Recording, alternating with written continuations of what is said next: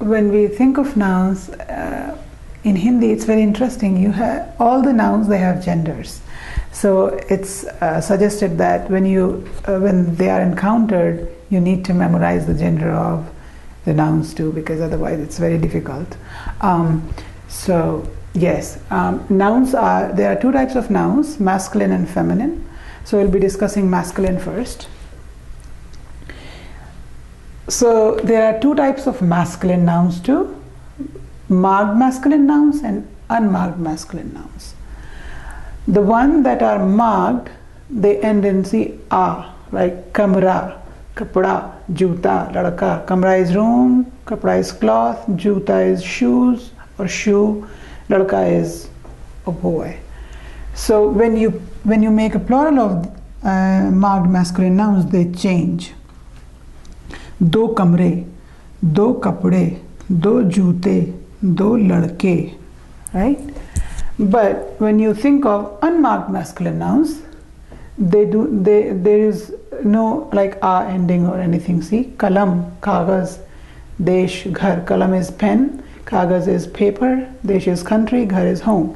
So when you make the plural of them, they don't change. Like these ones are a to a, but these ones they do not change, right?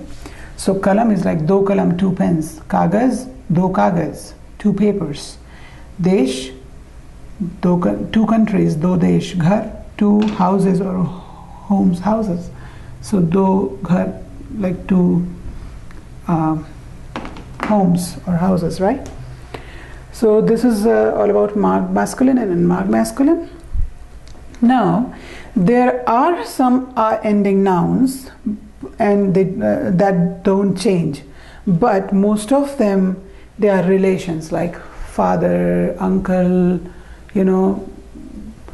or brother, like elder brother or older brother, whatever, or grandfather, right? Things like that. So pita, do pita, that doesn't change to something, it just remains pita.